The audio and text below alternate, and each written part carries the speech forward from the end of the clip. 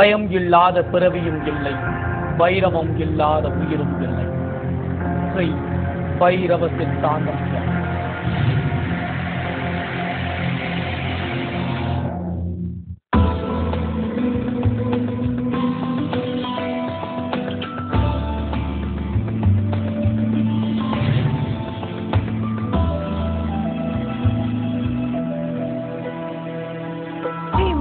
பைரவர் உலகின் முதல் காவலர் ஆவார். பைரவர் என்பது வடமொழி சொல்லில் அமைந்தாலும் தென்னக மொழி சொல்லில் ஸ்ரீ பைரவர் என்று அழைக்கப்படுகிறது. கார்த்திகை மாதம் தேய்பிரை அஷ்டமியில் பிறந்துள்ள பைரவர் இந்த உலகினை ஆட்சி செய்யும் பொருட்டு காசியில் குடியமர்ந்ததாக சொல்லப்படுகின்றது. காசி பைரவரை கால பைரவராகவும், கலியுக காவல் தெய்வமாக கருணை செய்யும் கபால பைரவராகவும் பக்தர்கள் வழிபட்டு வருகின்றனர். பைரவர் 8 ரூபமாக உருவெடுத்து ஆயக்கலைகள் 64 உலகுக்கு உணர்த்தும் விதமாக நிர்வாண கோலமுடன் 64 பைரவிகளையும் ஆட்சி செய்யும் அரசனாகவும் திகழ்வதாக வரலாற்றில் தெரிவிக்கப்பட்டுள்ளது. பைரவம் என்றால் பயம் என்றும், பைரவமூர்த்தி சிவபெருமானின் மறு உருவம் என்றும் சொல்லப்படுகிறது. சிவபெருமானின் சிரசில் உதயமாகி பைரவர் கலியுக கடவுளாக காட்சி அமைய பெற்று நாய் வாகனம் கொண்டு பில்லிகளையும் ஏவல்களையும் எதிர்கொண்டு சம்ஹார பைரவராகவும் உருவாகியவர். ஸ்ரீ மகா பைரவரை வணங்கினால் பூலோகத்தில் பிறந்த அனைத்து ஜீவராசிகளும் பலன் பெறும் என்பது நம்பிக்கை. இந்த பைரவர் தன் உடலிலேயே 12 ராசிகளையும் உள்ளடக்கி சனீஸ்வர பகவானின் குருவாகவும் விளங்குகிறார். அது மட்டுமல்லது, சனிதோஷம் உடையவர்கள் பைரவரை தொடர்ந்து வணங்கினால் சனீஸ்வர பகவானின் தோஷங்கள் விலகி நிவாரண சக்தி அடையலாம். நாகசக்தியை தன் உடலிலே ஆபரணமாக அணிய பெற்ற பைரவர் நாகசக்தியை தன்னுள் கொண்டுள்ளதால் நாகதோஷம் உடையவர்களும் பைரவரை வழிபட்டு நாகதோஷ நிவர்த்தி பெறுவதோடு சகல சந்தோஷங்களையும் அடையலாம் என்பது மட்டுமின்றி அஷ்டலட்சுமிகளையும் அரவணைத்து ஸ்ரீ சொர்ண பைரவராக பொன்பொருள் அளிப்பவராகவும் திகழ்கிறார். அப்படிப்பட்ட பைரவரை துதித்து வழிபட்டு வந்தால் வாழ்வில் அனைத்து விதமான துன்பங்களும் நீங்கி இன்பமயமான எதிர்கால வாழ்வு பிறக்கும் என்பது நிச்சயம் உண்மை.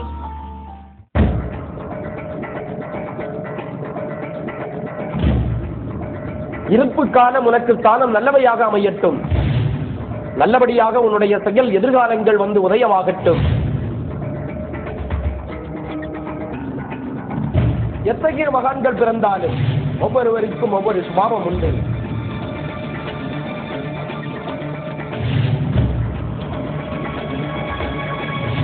பூரண பலம் பெற்று இறைவனாக உனக்கு காட்சி கொடுக்கக்கூடிய காலம் வர வேண்டும் என்றால் இறைவன் மாதிரி உன்னுடைய செயல்களில் அனைத்தும் புனிதம் செய்தல் வேண்டும்.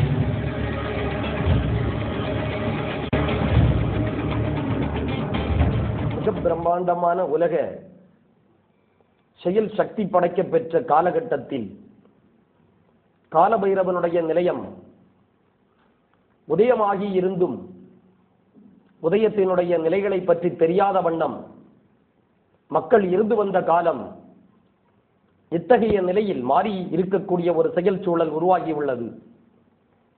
பைரவ கடவுளை என்பது மிகப்பெரிய ஒரு செயல் சக்தி படைத்தது என்றும் மிக பிரம்மாண்டமான காவலுக்குரிய செயல் தெய்வம் என்றும் வழிபாட்டுக்குரிய நிலையமான மந்திரவாத கூட்டங்களுக்கு தலைவர் என்றும் செயல்படுத்தியே இதுவரை இருக்கக்கூடிய நிலையான மக்கள் உணர்த்தப்பட்டு வந்திருக்கிறார்கள். உணர்த்துகின்ற விதத்தில் பல்வேறு ஆன்மீக குருக்களை சந்தித்து அவரவர்களுடைய நிலையம் கண்டு செயல்பாடுகளுக்கு ஏற்றவாறு தரிசனமும் செய்து வந்திருக்கிறீர்கள். உண்மையாக செயல் நேர்ச்சியில் நிவர்த்தி செய்யக்கூடிய கடவுளை பற்றி மிகப்பெரிய செயல் சிந்தனையும் சிந்தனைக்குரிய நிலையம் உருவாகிய காலத்தோற்றங்களையும் கவனித்து செயலுக்கு அதிபதி கொடுக்கக்கூடிய பக்தி கலைகளை பற்றி சொல்ல வேண்டுமானால் பக்தி உன்னுடைய செயலில் ஆதிக்கம் செய்யக்கூடிய நிலையம், ஆதிக்கம் பெற்ற கலையான நிலையம் என்பது தத்தம் உடல்களையே நான் சொல்வேன். உன்னுடைய செயல்களில் ஆதிக்கம் செய்யக்கூடிய உடல்களுக்குள்ளாடி இருக்கும் இறைவன் உன்மகத்து பால பைரவனுடைய பரிகார பலன்களை அனைத்தும் பெற்றவன். சகலகலா சக்திகளோடு உன்னுடைய செயல்பாடுகளுக்கு ஏற்றவாறு இறைவனை எங்கும் தேடாது வண்ணம் தன்னிடமே இருக்கக்கூடிய கடவுளை உணர்ந்து தன்னுடைய செயல் பிறவியை நினைத்து வாழுகின்ற நேரத்தில் உடலும் உயிரும் உருவகமாக இருக்கும் பொழுதே மிகப்பெரியதொரு காரியம் செய்யாவிடிலும் நல்லதொரு சிறிய செயலை செய்து முடித்துவிடு. அது உனக்கு ஸ்தானம் பல வகைகளில் வழி சொல்லும். மிகச்சிறந்த குருவாக உனக்கு புத்திமதியே இருக்கிறது. யாரையும் மிக பிரம்மாண்டமான குரு என்று உன்னுடைய செயலில் ஆதிக்கம் செய்யாதே. தலையெழுத்து மாறுமா அல்லது விதியெழுத்து மாறுமா என்கிற செயல் நோக்கத்தோடு எங்கும் போய் உன்னுடைய செயல் செலவினங்களை செலவழித்து வீணான வேறைய நேரங்களை செயல்படுத்தாதே. ஆதிக்கம் பெற்ற கடவுளை நம்பி ஏமாந்தது போதும். உருவகமே இல்லாத கடவுளுக்கு உருவகம் கொடுத்து சில செயல்கள் ஆதிக்கம் செய்யக்கூடிய சக்திகளை மறைத்து ஆண்டவன் எங்கு இருக்கிறான் என்ற கலையை நோக்கி உன் செயல் படலம் தோன்றட்டும். விஞ்ஞான ரீதியில் உன்னுடைய செயல் விதியின்படியே செயல்பாடுகளுக்குரிய கட்டுப்பாடு விதிக்கப்பட்டுள்ளது. உன்னுள் இருக்கும் இறைவனுக்கும் நீ சில செயல்களை கடைமுறைகளை படித்து விதிமுறைகளுக்கு ஏற்றவாறு நடைமுறையாக்கி செயல்படுத்திவிடு. ஆண்டவன் இருக்கும் இடம் உனக்கே ஸ்தானம் தெரிந்த இடமாக உன்னுடைய செயல் மனதாக எடுத்து சுத்தம் செய்து வைத்து விடு. ஆழ்ந்த சிந்தனைகளுக்கு பிறகு அதனுடைய இடம் செயலற்றைக்காக நிவர்த்தி இடம் கொடுத்தே ஆகும். பகவான் இருக்கும் இடம் தேடி உன்னுடைய செயல்பாடுகள் அனைத்தும் தேவையில்லாத வீணான கற்பனைகளுக்கு உதயம் செய்வதை விட தகுந்த நிலைகளோடு இறைவனை வணங்கிவிடு. உனக்கு தெரிந்த முறையிலேயே இறைவனை வணங்கி இறையாதிக்கம் பெற்ற தன்மைகளை உணர்ந்து விடு. எத்தகைய கடவுளாக இருப்பினும் உன்னுடைய செயல்களுக்கு ஏற்றவாறு புரிய வைக்கக்கூடிய சக்தியில் நீ அனுபவித்தே உணர்ந்தாகக்கூடிய பலனை மட்டுமே பெற்று இருக்கின்றாய். பலன் அனுபவிக்கக்கூடிய செயலிலே ஆண்டவனும் அனுபவித்தே வாழ்ந்து மறைந்திருக்கின்றான். நான் பெற்ற செயல்களில் ஆதிக்கம் செய்யக்கூடிய நிலையத்தையே உனக்கு உடலாக கொடுத்து உள்ளது. நான் எவ்வாறெல்லாம் வாழ்ந்து முடித்து மறைந்தேனோ அதுபோல் உனக்கும் ஸ்தானம் உடலை கொடுத்து அரியதொரு பொக்கிஷமான நிலையத்திற்கு ஸ்தானம் ஏற்றவாறு உடலுக்குள்ளாடி உயிரையும் கொடுத்து உன் செயல்பாடுகள் எல்லாம் ஏற்று கவனிக்கக்கூடிய சக்தியையும் பெற்று அசுரபலத்தோடு கூடிய நிலையில் அகோரியாக வாழ்க்கை வாழ்ந்தானா பைரவன் என்பதே நிலையத்தில் இருக்கும். பயம் என்பதை உணர்த்தி உனக்கு வாழ்வில் ஒரு செயல் ஒளியாக திகழ வேண்டிய நிலையத்திற்குள்ளாடி நான் இருந்து உனக்கு ஒளிகாட்டுகின்றேன். மக்களாகிய மக்களோடு நிலையாதிக்கம் செய்யும் இறைவனை தேடி ஆலயத்திற்குள்ளாடி நீ செல்லக்கூடிய செயல் படலத்திற்கு முன்னாடியே உன்னுடைய செயல் பாதங்களை நிலையாதிக்கம் செய்து சுத்தம் செய்துவிடு. இறையாதிக்கம் பெற்ற பூமியில் இதற்கு முந்தைய நிலையை கண்ட உலகத்திற்குள்ளாடி பூமியின் மிகப்பெரிய செயலுக்கு ஆதிக்கம் செய்யப்பட்ட சாதாரண மண்ணான நிலையத்தில் இருந்தது. அதனுடைய கலை மாறிவிட்டது. அகண்டநாம செயல்களுக்கு வேள்விகளுக்கு முன்னாடி உன்னுடைய செயல்பாடுகளுக்கெல்லாம் ஸ்தானம் சத்தியம் செய்தே வாழ்க்கை நடத்த வேண்டும். அகோரியான பைரவனுடைய நிலை அக்னி தேவதையோடு கூடிய நிலையில் பொருத்தம். சடலங்களுக்கு மத்தியில் சுடுகாடு கண்டு பைரவன் பரிகார பலனை ஆதிக்கம் செய்யலாமா என்று வினவிய காலம் அது. அகால ருத்திரத்துக்கு ஸ்தானம் செய்யக்கூடிய மக்கள் புனிதமடைந்தால் மட்டுமே அவர்களுடைய செயல்பாடு சொர்க்கம்.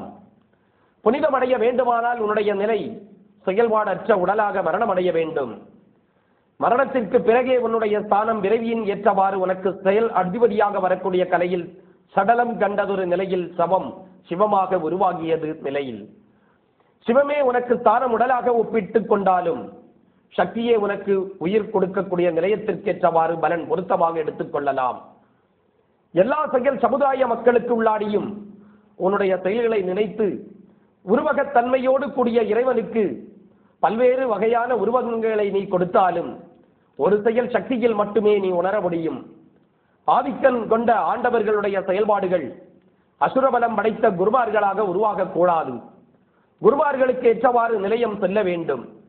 உனக்கு தெரிந்ததை நீ புரியாதவாறு அவர்களிடம் போய் கேட்கும் பொழுது நிச்சயம் பதில் கூறுவதற்குரிய செயல் சக்தி அவர்களிடம் இருத்தல் வேண்டும். பொதுவாக சொல்ல வேண்டுமானால் கேள்வி கேட்பவர்களுடைய நிலையம் நிச்சயம் பதில் தெரிந்திருக்க வேண்டும். அப்படி பதில் தெரியாத கேள்விகளுக்கு நீ விடை கேட்க குருவாதிக்கம் பெற்ற குருவனை நீ நினைத்து வழிபாடு செய்தால் அவருக்கு தெரிந்த விடையே உனக்கு ஸ்தானம் செய்து விடுவார். நீயும் அதனையே ஏற்று நம்பிக்கையுடன் செயல்படுத்தக்கூடிய கிரகணமே உனக்கு ஸ்தானம் செய்யும். நீ இறைவா என்று ஏற்றுக்கொள்ளும் பொழுது தவறான வார்த்தையை சொல்லும் குரு கூட உனக்கு நிலையம் கண்டதொரு செயலில் அபிவிருத்தியாகிவிடும். ஆக மொத்த இறைவனுடைய நிலையிலேயே நீ உணர்தல் வேண்டும். குருவானவன் செயலுக்கு ஆதிக்கம் செய்யக்கூடிய கலைகளை பின்பற்றக்கூடாது. ஆசிரமம் அமைப்பது ஆண்டவனுடைய செயல்பாடுகளில் ஒன்றாக இருந்ததே இல்லை. கூடாரம் கட்டி குடிசைக்குள்ளாடி வாழ்ந்த காலம் அது. சொப்பனத்தில் வந்து சொல்லக்கூடிய நிலையத்தில் நீ செய்து செயல்படுத்திக் கொள்ளலாம். சுகமான வாழ்க்கை யோகபலன் பெற்ற ஆதிக்கம் பெற்ற பெருமான்களுக்கு ஸ்தானம் கொடுக்கக்கூடிய நிலையமே கடவுளுடைய செயல்பாடாக இருக்கும். தகுந்த நிலைகளை ஏற்று சரியான மனிதர்களை சந்தித்தாலும் உயர்ந்த நிலையாக இருக்கும் கடவுளாக நீ நினைத்து வணங்கினாலே நிச்சயம் உனக்கு பேருதவி கிடைக்கும். இறைவனுடைய செயல்பாடுகள் அனைத்தும் அவ்வாறே நடைபெறும்.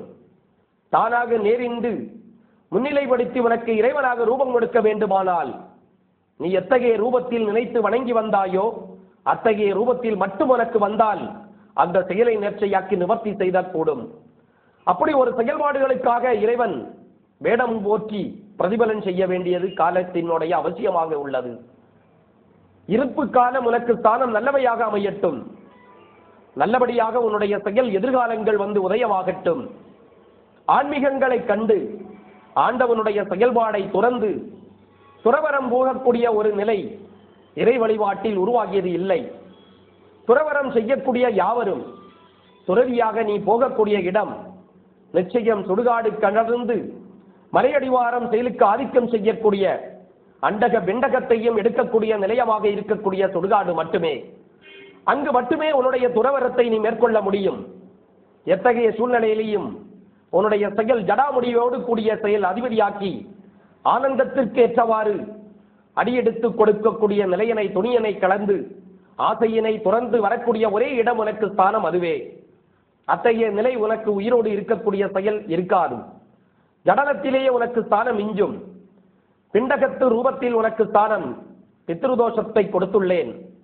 பித்திருக்களுடைய நிலை வாழ்வதற்குரிய செயலை அண்டகமாக்கி உனக்கு ஸ்தானம் கொடுத்துக் கொள்ளலாம்.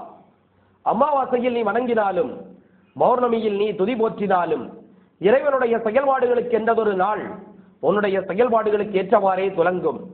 எல்லா நாட்களுமே உனக்கு ஸ்தானம் நல்லவையே. நன்மை கண்டே உனக்கு ஸ்தானம் சூரிய உதயம். சூரியனே அத்தகைய சமயத்தை பெற்றே உதயமாகும். காலத்தின் கட்டாயம் காலபைரவனுடைய நிலையில் அத்தகைய செயல் இருக்கும் பொழுது இந்த நாள் உனக்கு ஸ்தானம் போதாது என்றதொரு குறையே இருக்கக்கூடாது. அஷ்டமியை போற்றிய காலங்கள் இன்றைய நிலையில் உருவாகிவிட்டது.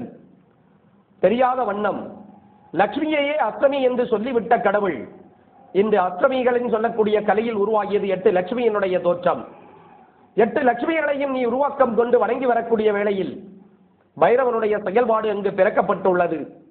ஆக பைரவனை நீ வணங்கி வரும் பொழுது எல்லா கலைகளையும் செயல்பாடற்று பூமி கண்ட மனித கிரகண ராசிகளில் எல்லா ராசிகளுக்கும் எல்லா அதிபதி கொண்ட செயல் நட்சத்திர கிரகண பரிகார பலன்களுக்கும் இறைவனாக பைரவனுடைய பரிகார பலன் மட்டுமே பொருத்தமாகும்.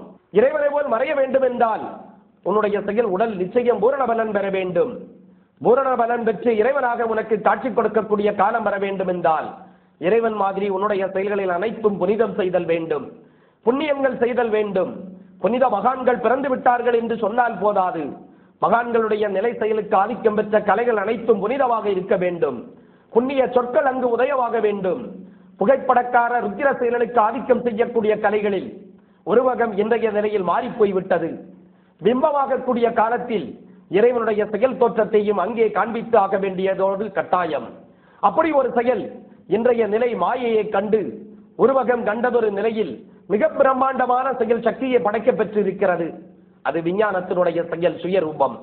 விஞ்ஞான சுயரூபங்களினுடைய செயல்களில் ஆதிக்கம் செய்யும். ஒவ்வொரு கலையிலும் ஒவ்வொரு உயிரினத்திற்கும் ஒரு சுயரூபம் உண்டு. சுபாவம் அது. அந்த சுபாவங்கள் மாறவே மாறாது. நிச்சயம் அதனுடைய அடிப்படையில் எத்தகைய மகான்கள் பிறந்தாலும் ஒவ்வொருவருக்கும் ஒவ்வொரு சுபாவம் உண்டு.